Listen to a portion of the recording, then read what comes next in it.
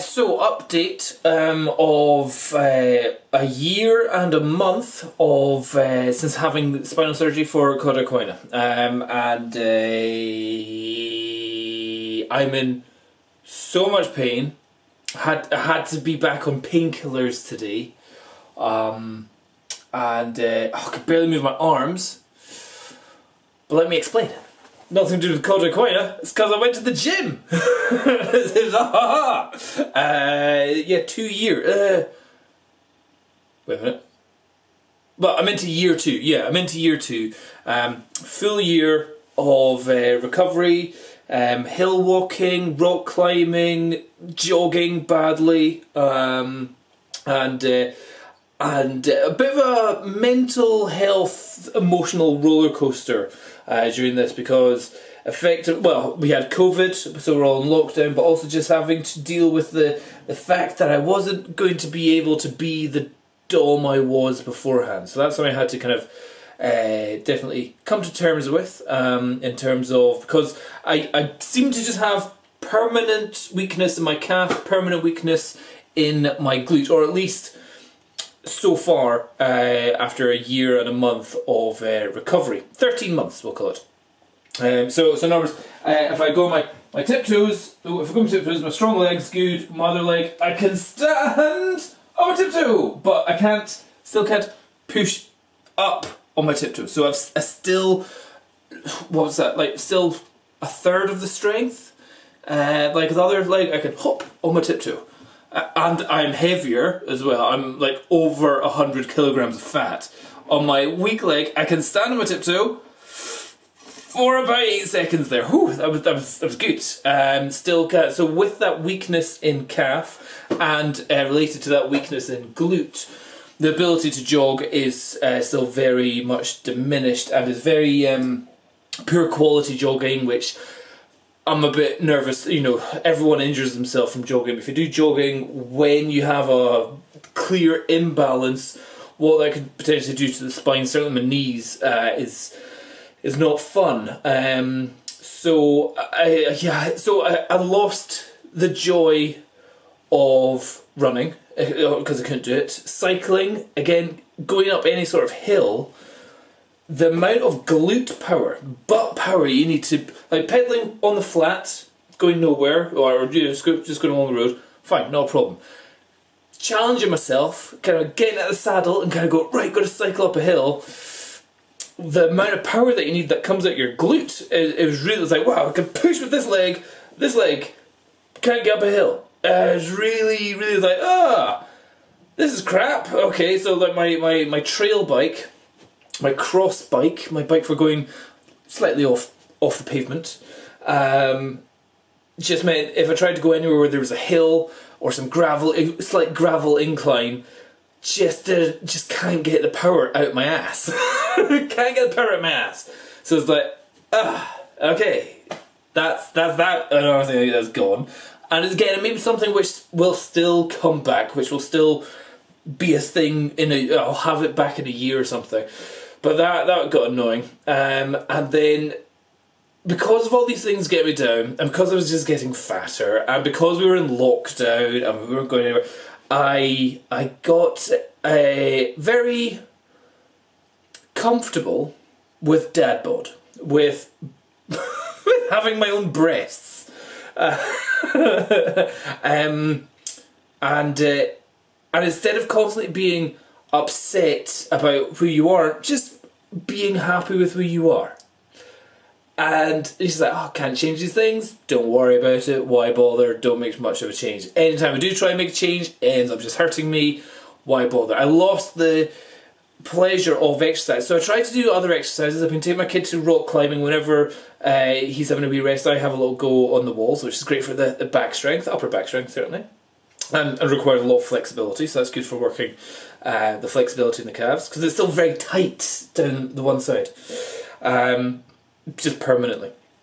Then I tried to do swimming. Swimming was interesting. I got a kind of Forrest Gump level of swimming where I can just keep swimming, or Dory out of Finding Nemo, where I can just keep on swimming, which is great. and the next day it's a weird level of complete exhaustion. We're like, oh, I just can't do anything, but there's nothing actually sore because you haven't actually pounded the pavement or crunched some weights or anything. So that was a weird kind of exhaustion, but you never felt that you were gaining anything. I didn't feel I was getting fitter or getting stronger, or it was more a case of like, oh, I'm exhausted. Then I go a week later, I'm like, oh, I can swim a little bit further, a little bit faster. Or I can swim not in the granny's lane, but in maybe the median lane, 4 or 5 lengths, and then maybe go back into the granny's lane. I was like, yeah. And then the swimming pool is just, I just don't get swimming. I just don't get it. You just know you're just drinking other people's wee, and your eyes are just stinging with chlorine and wee and elastoplast that are on the bottom of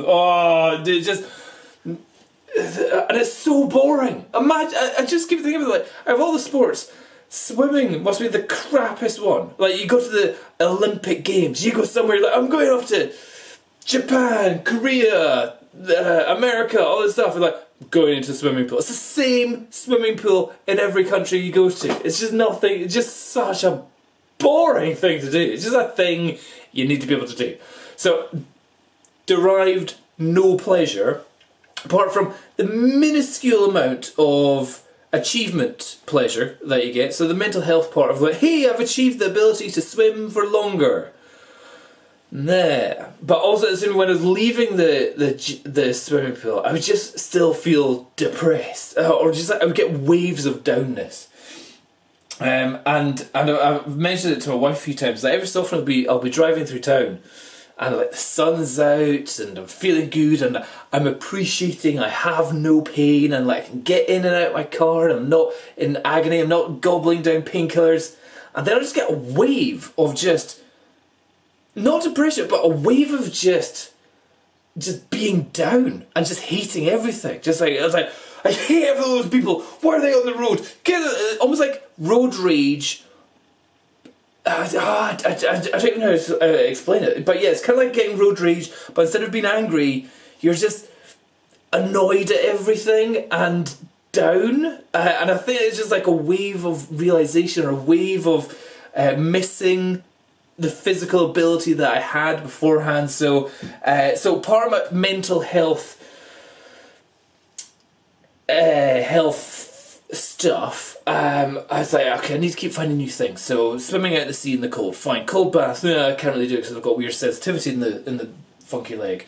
Hill walking's great, but I didn't get to the point where I could go hill walking without needing a walking stick. You're like, woohoo, I achieved that. But then the weather's been so crap and COVID and just getting fatter, and the fatter I've got, the more I have had a desire just to eat more crap and be more lazy, and I'm just constantly tired. Maybe we all got COVID a couple of months ago, one of the kind of lightest versions of it. The whole family, so we're all in lockdown for a full 10 days stuck in the house.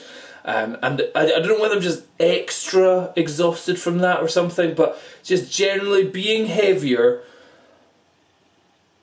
being a bit down about not being able to do stuff, and when I do stuff, it feels like it damages things. I've really gone into a spiral of can't really exercise, and if I do exercise I hurt myself, and I'm actually comfortable with just being fat, and you know what, I love myself, but I love myself being fat, so I don't care. So it just hasn't worked. So anyway, and I was getting down and down and down, and every time I go swimming, all the big things like, I need to go to the gym. Like, something in me enjoys being strong, enjoys lifting weights. In a gym, I can have 12 achievements every day. I can go in and go, I did one more rep on the bench, I did another kilogram on the shoulders, I did one more push on the squat, or, you know, all those little things, or I did, lots of mini achievements are great for your mental health, and for just going, hey, I've achieved things, it feels great. And maybe it's a masculine thing, maybe it's a loss of testosterone as well that I've had. Maybe the lack of heavy weights, lack of high intensity exercise, eating junk, gaining fat, definitely getting older as well. Maybe there's just been a massive loss in the male hormone testosterone, and that further spirals you down into chubby fat land. So I kept on thinking, I need to go to the gym, but it's terrifying. And I haven't lifted a weight. I haven't been in a gym for about 3-4 years, and I haven't lifted a single weight since I came out of surgery. My wife had put everything on eBay and sold it before I got out of the car. So that was great. So yeah, it's something I need to. So I just need to. I need to go to the gym. I need a man space where I can lift weights and just have a little bit of caveman time of just man, lift weight, done. And maybe that will boost me in some sort of way.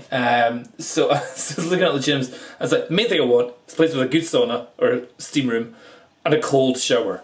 I could do that. That's and a swimming pool. That's great. So I'm going down the route of most comfortable settings, and if there's some weights at the side, let's go for that. So I've found a gym which is very close. One of the things I think most important about having any sort of gym membership is the ease of access to it. So one of the great things of having a home gym is that you can work out anytime, every day, morning, before work, after work, all that stuff. And having a membership which is very close, either right beside your work if you work in town or something, great. But for me, it's just literally 10 minutes along the road. And it's got a little gym, it's got some weights, it's got some dumbbells. I thought I'll go have I'll inquire about memberships. It's about £30 a month or something. I thought, okay, I could do that. But they gave me a free go. They said, if you want to come on later today, come and have a workout and test out the pool and all that kind of stuff. I was like, okay, cool, I'll give it a try. So it's just like, how do I go to the gym again? Do I take my small rucksack? Do I take my big rucksack? Do I bring a water bottle? Do I wear a mask now? Where do I wear a mask? Do I wear a mask between sets? If I'm in the pool, what do we do? It's just like, it's a learning curve. I'm like, I've completely forgotten all this kind of stuff. And when I went into the gym, it's part of a hotel. It's a hotel gym. So there's probably nobody knows each other. Everyone's probably just thinking, you're a tourist, you're a hotel patron, so right, nobody knows anyone. So that's another thing which I quite like. There's going to be no bros there. There's not going to be no chat. It's going to be literally there, just like do some weights and off we go. So I'm quite keen on that. But I went in, and so this is the bit. This is the bit which was part of the roller coaster. When I went in, I was like, cool, yeah, gotta go to the gym, gotta lift some weights. Went to the changing room, got changed out of my kind of work clothes. And got into my shorts and was about to put my top on, and I looked at myself in the mirror. I was like, oh, is that back flab? Is that hanging bits of back flab? And it was a bit of a shock to me. So this is what is really weird. I look at myself every day in the mirror. We've got a tall mirror in our bedroom as well, and I can see myself all the time. I've got a nice big mirror in the bathroom as well, and I haven't really been that fussed by it. But in a gym, anytime I've been in the gym before, location based, seeing myself that different from what I have been in the past, and just how different my body was, I was like, that's not me. Is that me? Oh crap, that's me. And that had a double effect of, holy crap, you've done, what the hell is your body shaped like in? Like, not good, but at the same time it's like, oh my goodness, get in the gym and work out. So there's a massive like, let's do working out, motivation, but also like, shock and depression. Just like, I was like, oh my goodness, this is terrible. So that was one kind of wave of the roller coaster, so that was fine.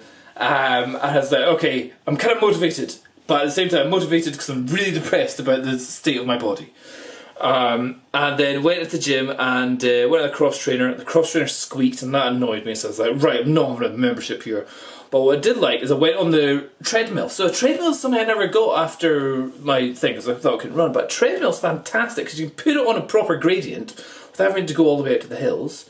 And you can do it at walking speed. So I can go walking speed heart rate goes up high, I'm not smashing my heel into the ground, and then I can blast speed up to 12 kilometers an hour and then incline up to 15 gradient and go for like 20 seconds. So I can do HIIT training really easily on a treadmill. So I was like, oh, I like this.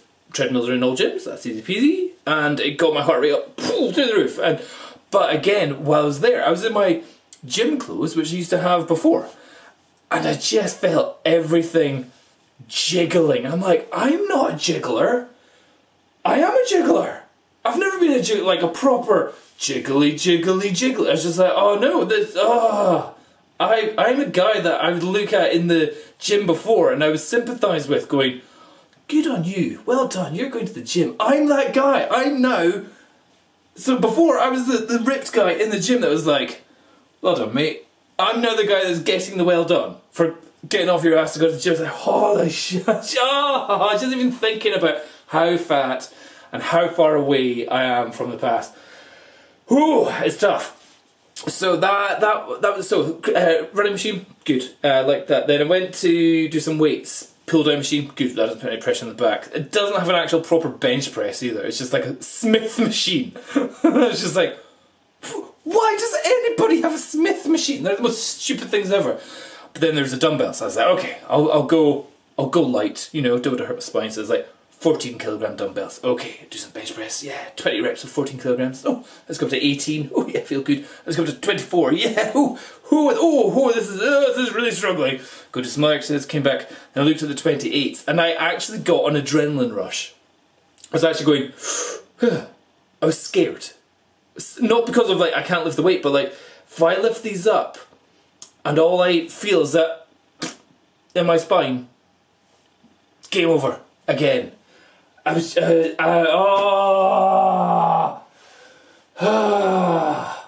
it's so shit to feel so weak or be so scared of a weight, of an exercise, of getting things to do in exercise, which was something I would literally just pick up and throw up and just do like 30 reps of. Just even thinking about it just now. So yeah, there's the next roller coaster. Yeah, you can lift some weights. Oh my goodness, I'm so weak. It's really scary, adrenaline rush. But oh my goodness, it's really scary. This is really depressing because it's scary. It's just crap.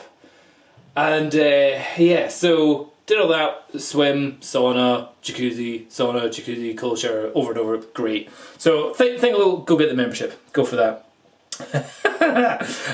There's a sit down bench press as well, so I did that. So thought I'll try and work my chest, try and get some chest. And the main thing is to build up the shoulders, because the shoulders, I was like, how do I build up the shoulders? Because big shoulders support a body really well. How do I get my shoulders big when I can't put pressure on my spine? That's where there's a cable cross machine, you know, like one bit there, one bit there. Having that at the bottom where you can bring it up like that, good one, but they're a little bit twisting. And just lighter weights do stuff. Maybe a bit of what do you call that one? That's the rotator cuff exercises to build up the. Anyway, there's lots of stuff, and there's a whole bit of like learning I need to remind myself of.